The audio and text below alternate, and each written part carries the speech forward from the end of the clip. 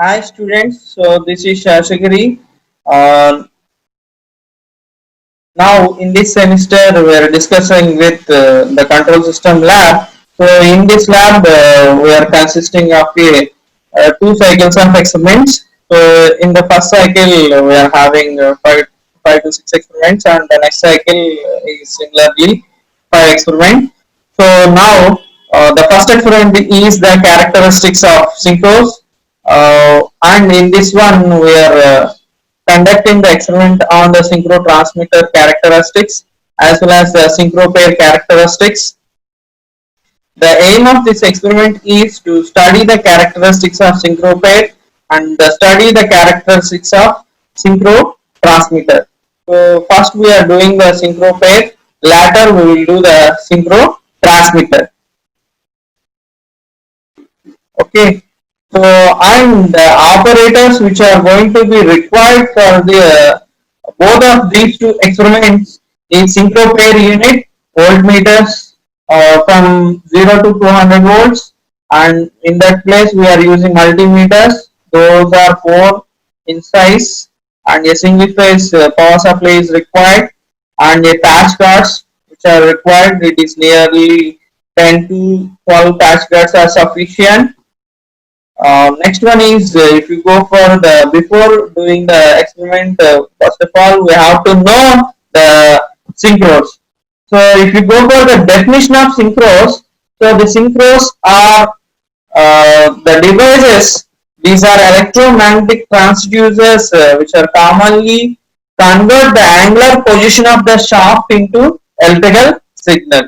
So it is used as an error detector, as a rotatory position sensor, and the errors caused in the system because of misalignment of the shaft. So the main two components which are required in the synchros is synchro transmitter and a synchro receiver. Synchro receiver is also called as the synchro control transformer.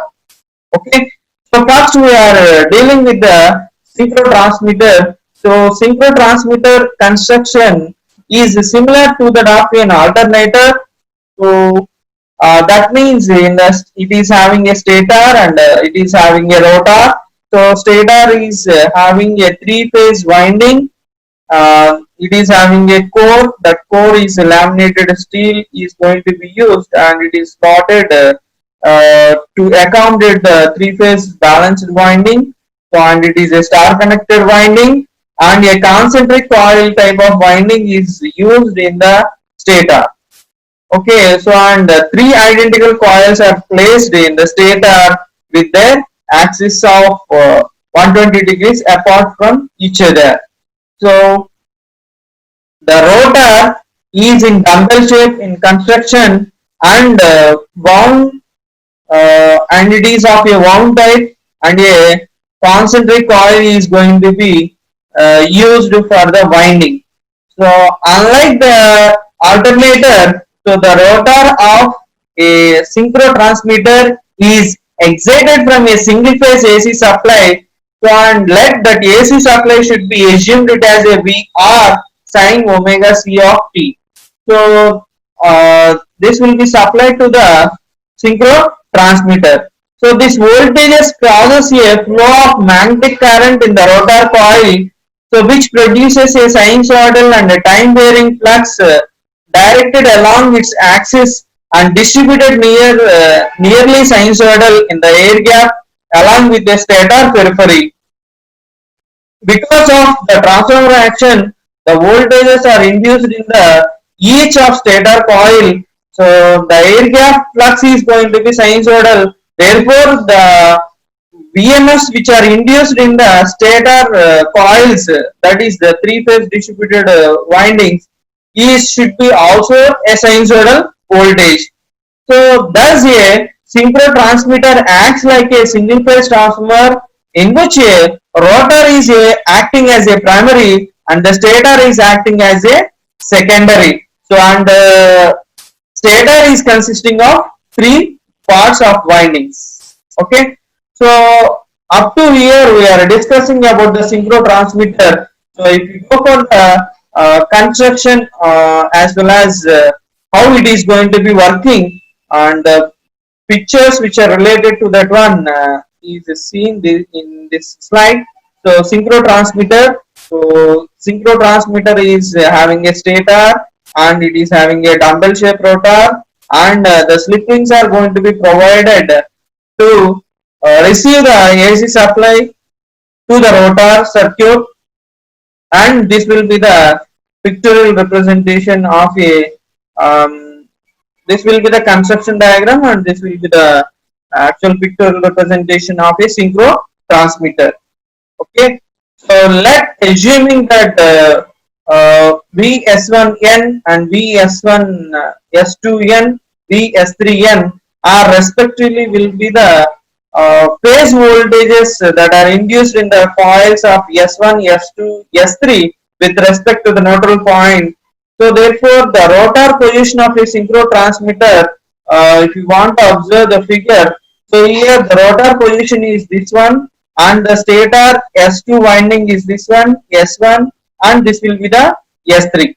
Okay, so and here I am taking the rotor position S2 as a reference voltage, and this will be the rotor axis. Therefore, the angle between the rotor axis and the stator reference voltage, that is S2, is going to be a theta.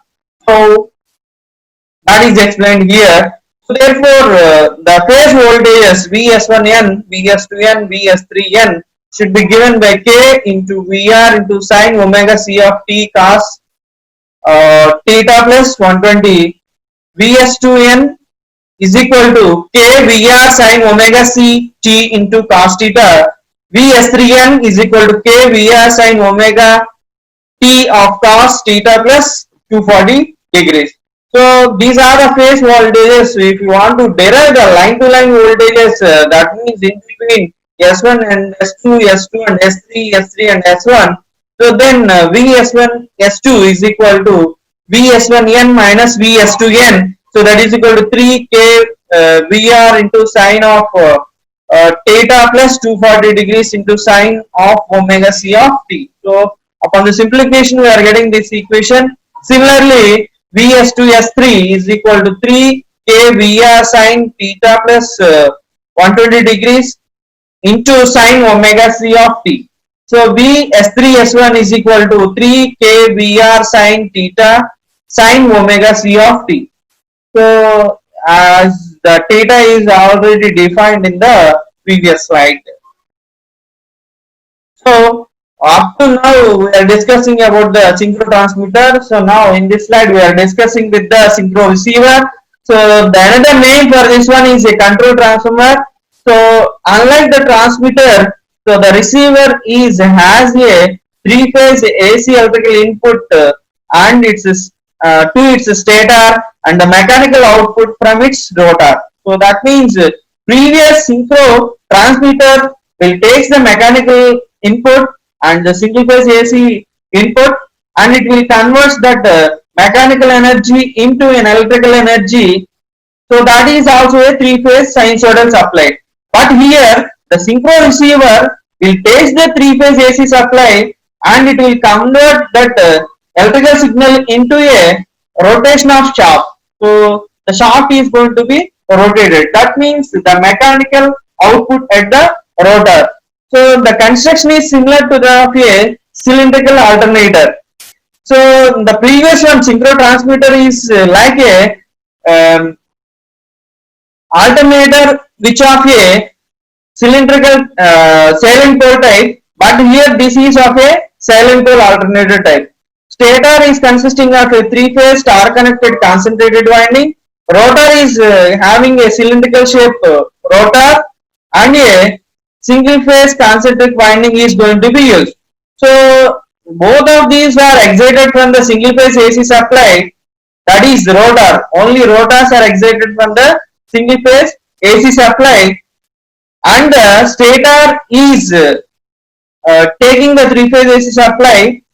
So due to interaction between this stator flux and rotor flux, there is a there is a torque is developed in the synchro receiver. Due to that one, the shaft of the rotor is going to be rotating. So the function of the synchro receiver is to convert the electrical data is supplied to the stator from the transmitter and back to the mechanical angular position through the moment of its rotor. So in this point, just we are explaining the working of this one. So this function is accomplishes when the rotor is connected to the same AC source as the transmitter and assumes a position determined by the interaction of its magnetic fields with the magnetic field of the stator. So these 2 points are just discussing with the working, how it is going to be working. Generally, the receiver is um, not used in a single one. So this is connected with a synchro transmitter. So then it will be used for a different application, the different applications. So therefore, the basic synchro system or a synchro pair, so is discussed here. It is consisting of a synchro transmitter is connected to a synchro receiver. That means the output of a synchro transmitter is a three-phase AC supply, and that is directly given to the synchro receiver stators.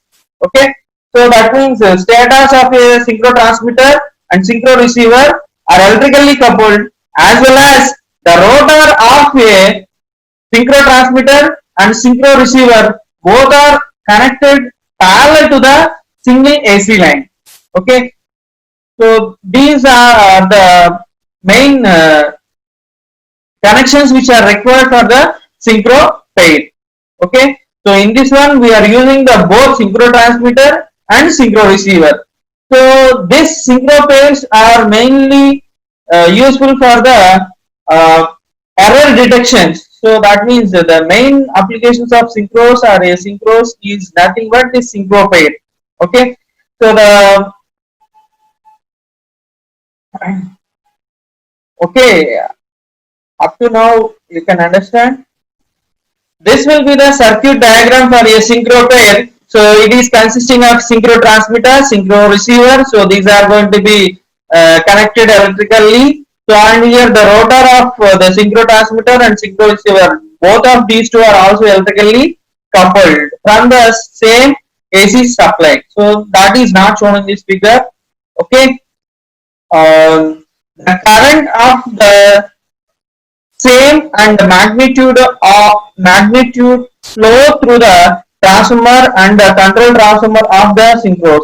So here the current which is passing through the this synchro transmitter and synchro receiver is going to be same. Why? Because of S1 and S2 both are electrically coupled. These are series, so that's why these are the current flowing through the windings is same, and as well as the EMFs induced in the synchro transmitter and synchro receiver both are going to be same. Why? Because of these are um, uh, connected with each other. So therefore, the EMF in the stator windings of the synchro transmitter and synchro receiver both are going to be same.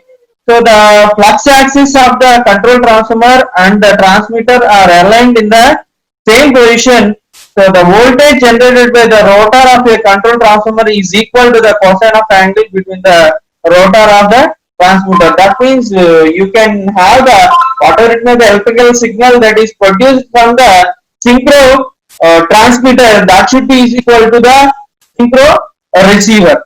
Okay, or a control transformer. So while we are connecting this one, there is some practical problems. So one of the problem that is identified is a damping. So when the power is first applied to the system, so the transmitter position is changes quickly, or if the receiver is switched into the system, so the receiver rotor turns corresponding to the position of the transmitter rotor. So thus sudden motion can cause the rotor to oscillate. So that means swing back and forth. So that means swinging from original position to its new position. So this will be the spinning around its synchronous position. If the moment of the rotor is greater enough, so it may even spin Okay, so any method that accomplishes this preventing of oscillations is termed as a damping. So this is the one of the major problem that is identified in the synchros. Okay, so and the two terms which are know about the synchro pair is electrical zero position and null position. Okay, so the electrical zero position is defined as a, it is used for the reference for specifying the angular position of the shaft of the synchro transmitter. So this is related to synchro transmitter. Electrical zero position will indicate or specifies the angular position of the rotor. What is the angular position of the rotor? So the angular position of the rotor is varied in such a way that so any stator coil to coil voltage is measured as zero. So then that rotor angular position is called as electrical zero position. Any coil to coil voltage. That means here we are having three windings, S1, S2, S3. So that means in between line voltages, if you measure line voltages are zero, then that at that zero voltage, then you can measure the rotor position. That rotor position is treated it as a electrical zero position. So for a single phase AC supply, generally from 0 to 0 at theta equal to 0, its sign value is 0, and again it is 0 at 180, and again it is 0 at 360. So for one cycle we can observe at least two to three electrical zero positions. So the next one is the null position. So in this one, initially the shaft of the transmitter and the control transformer are assumed to be aligned position. Both are going to be aligned position. That is the assumption which are made in the null position. So in this position, the transmitter rotor will be in electrical zero position, and as well as both are aligned. The thing is, shaft of the transmitter as well as the receiver are both are aligned, and the transmitter rotor is at electrical zero position, and the control transformer rotor will be in the null position, and the angular separator of the both rotor axes is aligned position is going to be 90 degrees. The aligned position is going to be 90 degrees. Initially it is going to be aligned position, then we are varying the transmitter angle in such a way that it should be in electrical zero position. So if it is in electrical zero position, then we can measure the rotor axis between the transmitter and receiver, then it is aligned in the 90 degrees position. That is called as a null position of the shaft. Okay, if you are going for the applications of these synchros are going to be mainly used in the applications of military, aviation, such as weapon systems. Those are going to be used in the military as well as this one. So, and these are also used in the fire control system designed during the Second World War.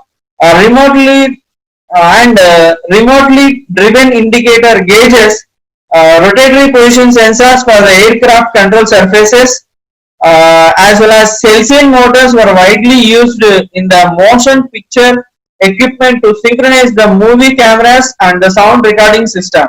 So that means Celsius motors are nothing but these are also Celsius motors are nothing but the synchro receivers or synchro transmitter pairs, and Celsius is a trade name of these synchros. So communication, these are also used in the communication systems, and the large synchronous synchros are going to be used in the naval warships. That means novels and warships, underwater detection system and navigation systems. In all these applications, we are using this synchros. So the synchros can be used as an error detector, and these are all these are position sensors. We are using the position sensor where the angular rotation is required. then we can use these synchros. If you go for the advantages of these synchros have the low failure rate and results the very long life. So as soon as the transmitter is engaged, the synchros will be aligned with the correct position. So therefore, it should be self-synchronism. Should be self-synchronism. That means if you are, they can align themselves and they are aligned to the same axis. The synchro transmitter and synchro receiver are aligned themselves. So that is nothing but the self-synchronism. No mechanical stops. So a synchronous transmitter can control more than one synchro receiver. So this is the another advantage. So the ease of which the power factor can be controlled. The speed power factor is also going to be controlled. The speed of the constant speed is constant and independent of the load. So that's why it should be termed as a synchros. If we go for the disadvantages, the cost per kilowatt is generally higher than that of the induction motors. For the rotor excitation, an AC supply is going to be required. So for the starting and synchronizing the motor, some arrangement must be provided. So these are the disadvantages of a synchros. So now this will be the circuit diagram for the synchro pair. So first we are doing the synchro pair. So how can we experiment? So before doing the experiment, this will be the panel diagram which is going to be observed in the laboratory. So and this will be the synchro transmitter and this is the tile and it is having a scale, a circular scale. That scale is consisting of 0 to 360 degrees and here it is a synchro receiver. Here a controlling switch, so main power circuit and synchro transmitter, synchro receiver power switches. These are the stator terminals and these are the two R1 R2 are the rotor terminals. S1 S2 S3 are the synchro receivers stator terminals. R1 R2 are synchro receivers rotor terminals. Okay, so and we are done the experiment in this kit. Procedure in this procedure just connections are made as per the circuit diagram. Switch on the power supply, then 50 volts AC supply, 50 to 60 volts AC supply which is given to the rotor of the both of these synchro transmitter as well as receiver. So adjust the rotor shaft of the transmitter to 0 position and observe the position across the rotate the receiver. If it is not zero, the rotor, so as to obtain the 0 voltage, this value is defined as electrical 0 position. First, we can change the rotor position using the dial, and you have to put that one in a electrical 0 position. Okay. Later, move the shaft with steps of 30 degrees angular position. Then you have to observe how the receiver, synchro receiver is moving, whether it is 30 degrees or any other deviation. So then note down the readings, stator of a synchro transmitter angle, rotor angular position, not a stator angle, rotor angular position of the synchro transmitter and the rotor angular position of the synchro receiver. So tabulate the results and draw the graph between x axis and y axis. The x axis is the receiver, x axis will taking the rotor angle of a transmitter and the y axis is taking the receiver angular position. And the next one is the synchro transmitter. In this synchro transmitter, this will be the circuit diagram which is going to be required, and the voltmeters, 3 voltmeters are going to be required. These 3 voltmeters are connected between the line to line, S1 to S2, S2 to S3, S3 to S1. So in this manner we have to make the connections. After that we have to do the procedure So that means you have to switch on the power supply and measure the, and initially the shaft is at 0 and we are varying the firing angle from 0 to 360 degrees. First of all, we have to ensure that the rotor of the synchro transmitter is in electrical zero position. We are taking that one as reference. From that electrical zero position, we are taking a step of 30 degrees. Then we are taking the readings of all the 3 meters, and based on the results, we are doing the graph. Okay, so in the next అసలుగా బల్ల change చేస్తే సరిపోద్ది.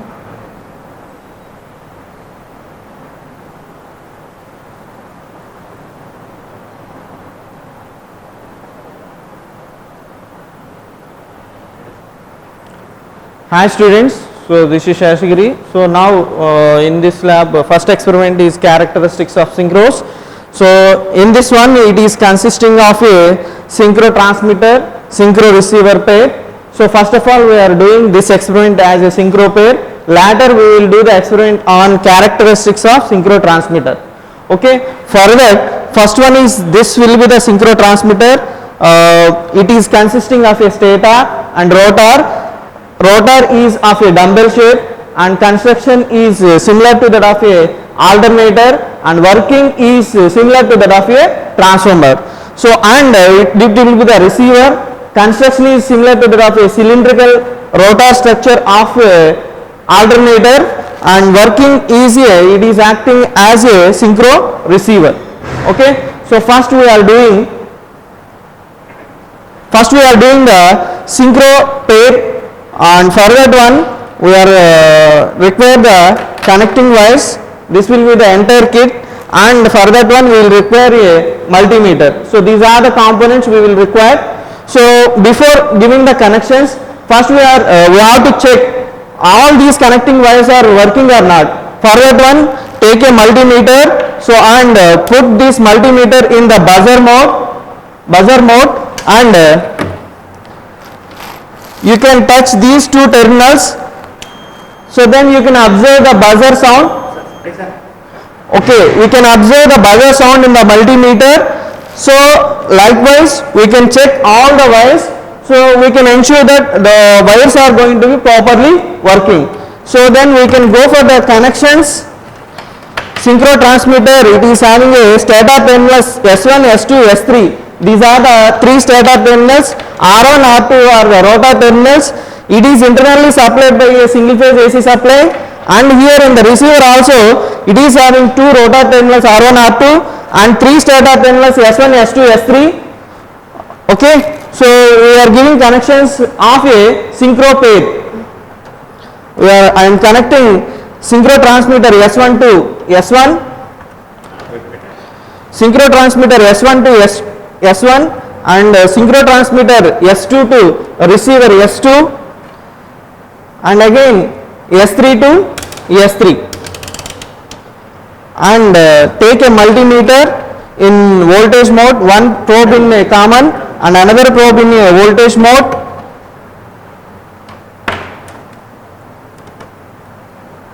and in between the R1 R2 we have to connect it. Okay, and precautions in this one, try to avoid the loose connections in the multimeter, and we have to ensure that this multimeter is in AC mode and the voltage is around 50 volts. You have to put in 200. Okay, so after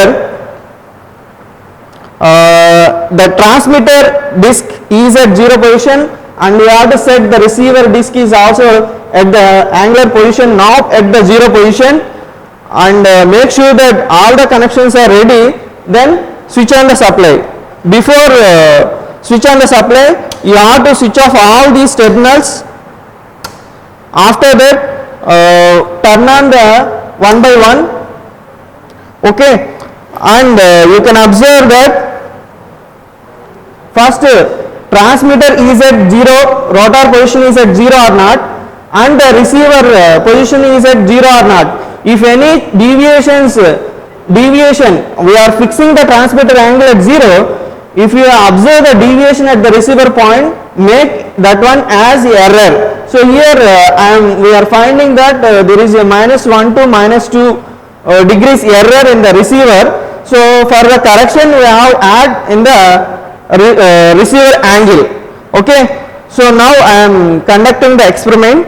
So in this one, rotate the transmitter angle by angular displacement of 30 degrees. Then you can observe the receiver angle is also 30. For that one we have to supply should be on for both transmitter as well as receiver. Okay. I am giving a 30 degrees angular displacement. You can clearly observe that the receiver is also rotating the angular displacement of 30 degrees. So this one is make it as a first reading. Next step change of angular change of again 30 degrees. It is reached 60 degrees, and you can observe that that is also at 60, and later 90 and 120 and 150 and 180 and 210 degrees and 240, 270, 300, 330, again 360. So that means one entire cycle will be completed. So here angular rotation of the transmitter, whatever it may be the angular displacement that is given to the synchro transmitter, that much angular displacement is received at the synchro receiver. So this is nothing but the synchro pair. So we have to tabulate the readings of synchro transmitter angle from 0 to 360. Corresponding receiver angles are also noted down, and rotor voltage is constant. It is supplied by AC supply and it is around 74.2. So more or less it is a 1 volt variation while you are changing the angular rotation. Thank you. So next experiment is, okay, so the next part is synchro transmitter characteristics.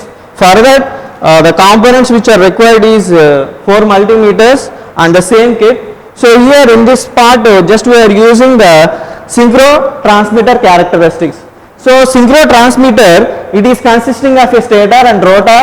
So stator is excited, stator is producing electrical energy, and rotor is excited from a single phase AC supply, and we are giving a angular rotation.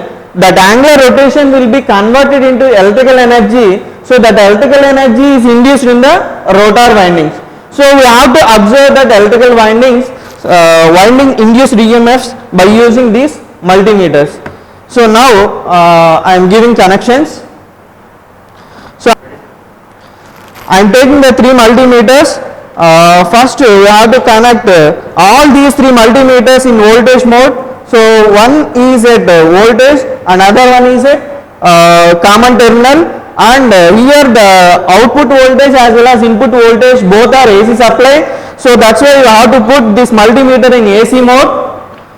So now I am doing the connections.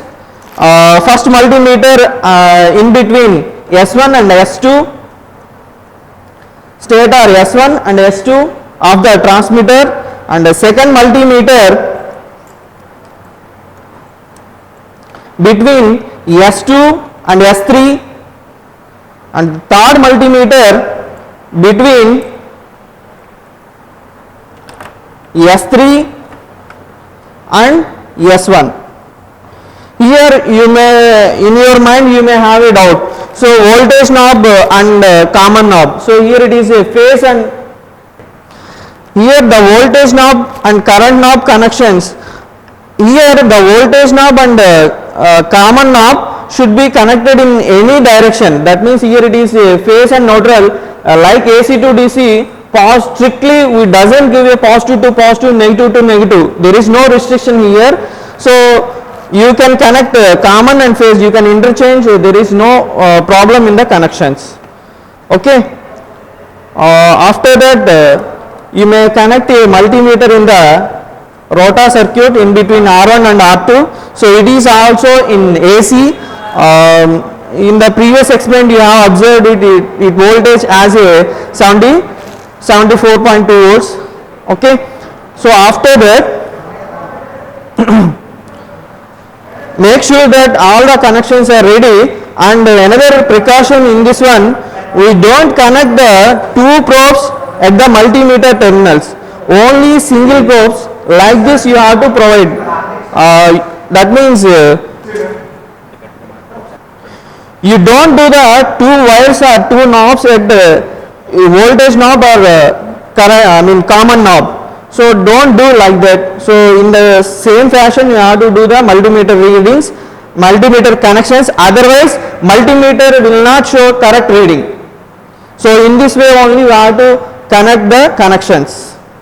After that, if you go to the experiment, in this one first we have to give a angular rotation of the shaft as an input, and it will produce as an electrical output. So first I am taking this one is at 0, power supply is on, later kit supply and the transmitter supply should be on. Then you can observe that the multimeter readings S12 11.3, S23 63.6 and later S31 is 48.0. So that means no reading is going to be 0. So we have to identify this transmitter electrical zero position. So electrical zero position means it is the three-phase voltage we are obtaining. For each phase we are having in one cycle we are having two electrical zero positions. So that means the voltage is going to be 0 at one instant, and after that it is increasing to peak value and again falling and it is reaching 0 and again it is come back to negative and again it will be back to 0. So that means AC supply is going to be sinusoidal. We can observe the three electrical zero positions for each phase. Okay, so I am changing the transmitter angle.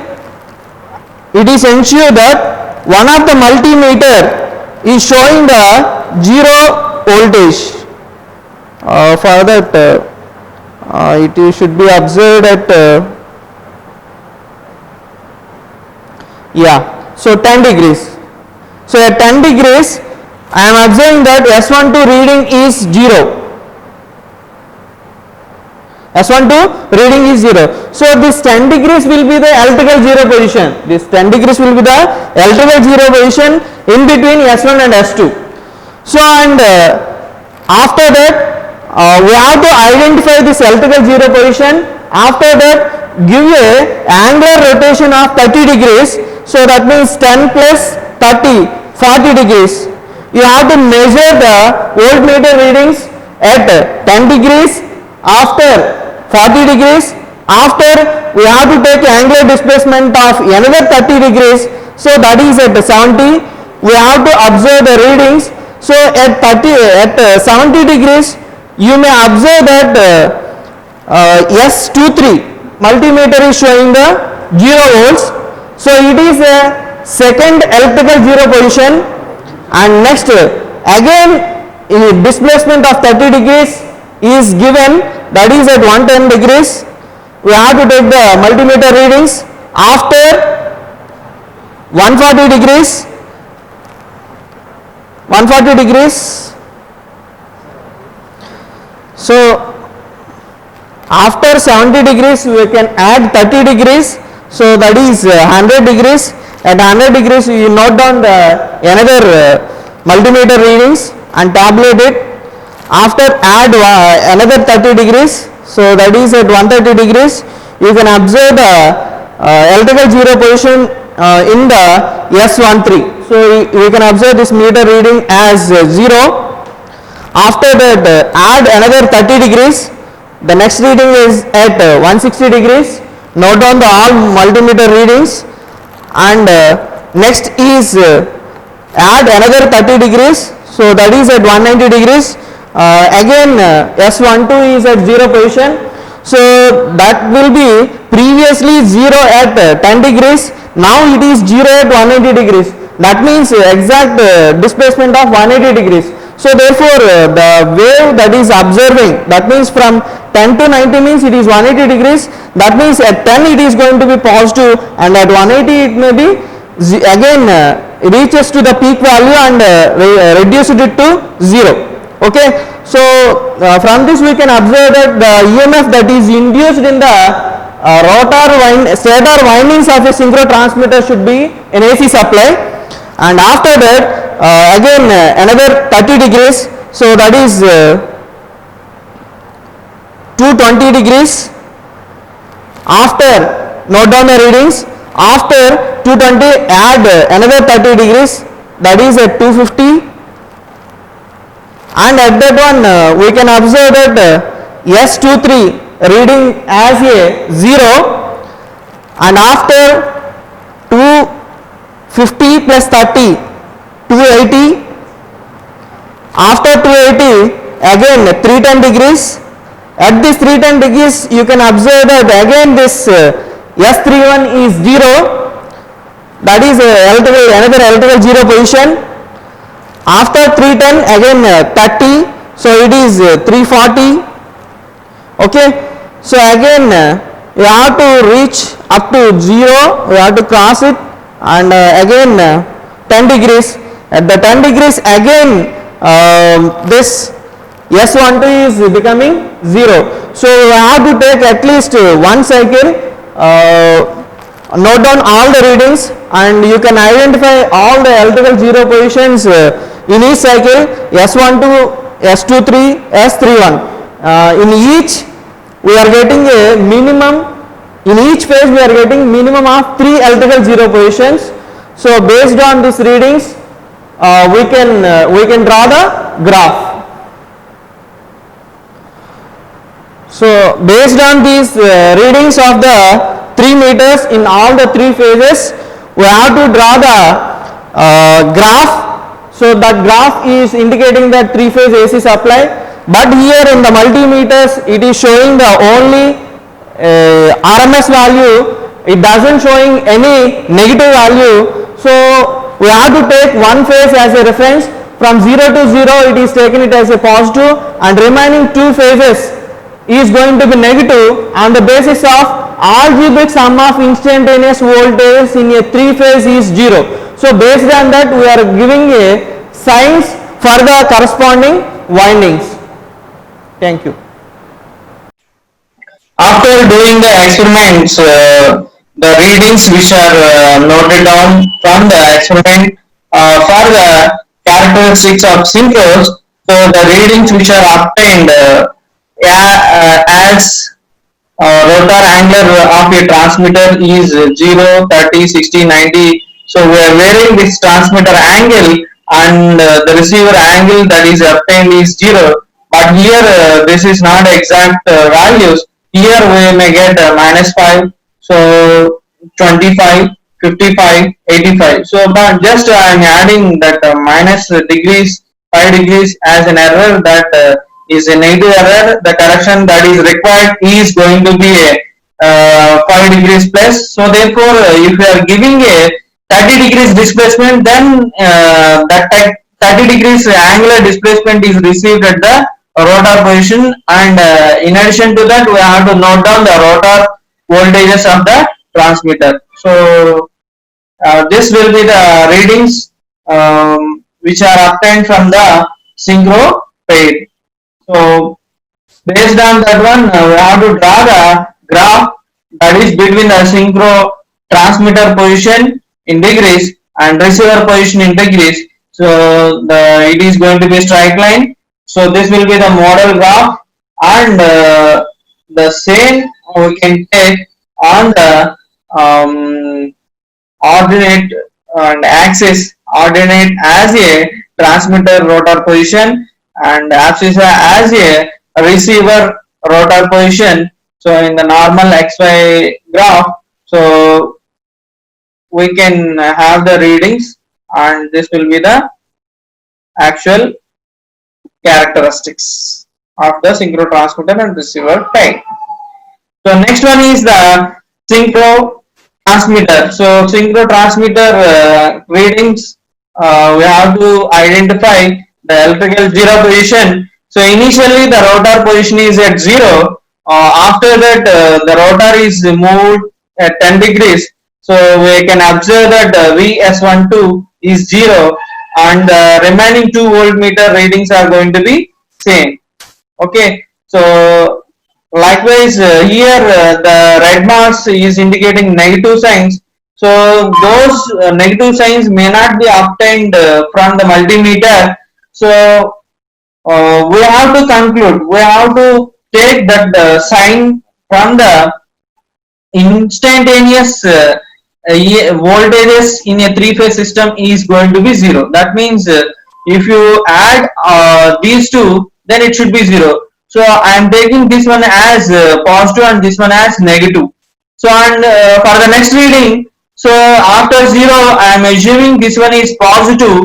So this one will be the positive. So therefore, suddenly it may not be negative. So that means from 57 to 32. So that means it is value is going to be decreasing. So from positive to it is decreasing positive and later it will be zero. So that's why for here also we are taking positive sign and previously it is negative sign. Therefore we are taking the negative sign. So and we have to add all these, then we can get zero. Here also same, but the exact zero should not be coming. Why? Because of there is some error that is measured by the multimeters. So this meter is having some internal resistance, this meter is having some internal resistance. So if you take the all readings with the 1 meter at a time, then you may not have this type of errors. So that means based on that one we are taking the signs. So from 0 to 0 we are assuming it as a positive. So and remaining are negative. So we have to take in that manner. So later on, previously it is positive and here it is 0. After 0 it will be 0 to 0 it is becoming negative. So again this is going to be positive. So this is a negative cycle and this will be positive cycle. And here up to 0 we have to maintain negative. After that we have to maintain positive. After 0 we have to maintain negative. So in this manner we have to assign the positive and negative signs to the readings. So then only we can draw the graph. Okay, so based on these rotor positions of the synchro transmitter and the voltages, we have to draw the model graph as a this one three-phase alternative supply. So and the practical graph that is obtained is this one. Okay, S1, S2, and S3. So here we are taking the time scale in degrees 0, 30, 60 like that we are taking, and the voltages on y-axis positive voltage and negative voltage from 0 to 80 and with the step size of 10. So we have to mention the scale 1 unit equal to 30 degrees on x-axis and y-axis 1 unit is equal to 10 volts. So therefore whatever it may be the AC supply in the model graph, the same voltage can be obtained practically. So hence the characteristics of synchro transmitter and synchro receiver verified practically. Thank you. So this will be the end of the first experiment.